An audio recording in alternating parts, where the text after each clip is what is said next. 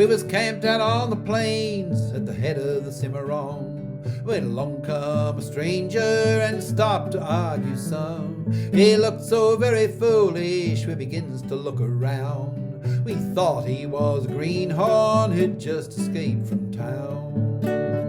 We asked if he had had a feed, he hadn't had a smear.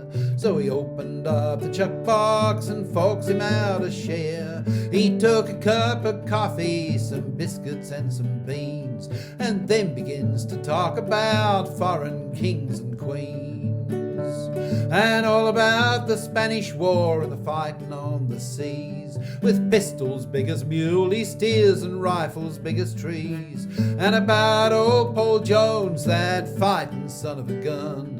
He says he was the meanest cuss that ever pulled a gun.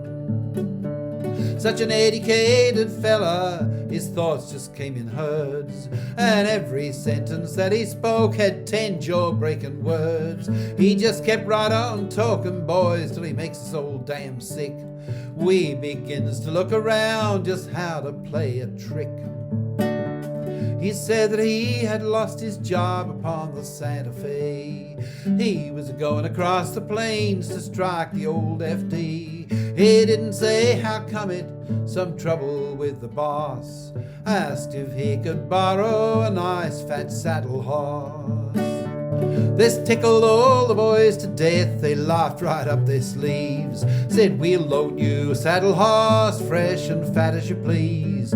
Shorty grabbed the lariat and he roped old Zebra Dunn, turned him over to the stranger and we waited for the fun. Old Don was a rocky outlaw who'd grown so awful wild. He could pour the white out of the moon every jump for a mile. Old Don, he just stood there as if he didn't know, till he was saddled up and ready for the show. When the stranger hit the saddle, old Don, he quit the earth, travelled right straight up for all that he was worth, pitching and a squealing and having wall-eyed fits, his hind feet perpendicular, the front ones in the bits. We could see the tops of mountains under Dunny's every jump, but that stranger, he was growed there just like a camel's hump. The stranger, he just sat there and he twirled his black moustache, just like a summer boarder that was waiting for his hash.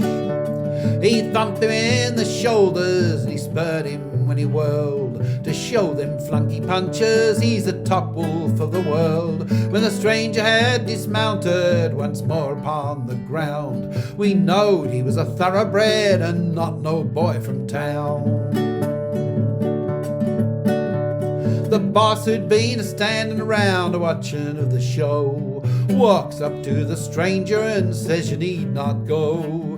If you can use a lasso like your old Zebra Dunn, you're the man that I've been looking for since the year of one.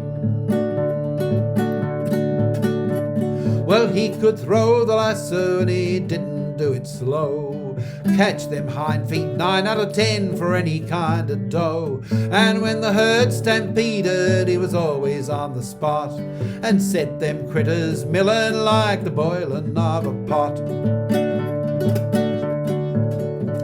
Well, there's one thing and a sure thing that I learned since I've been born.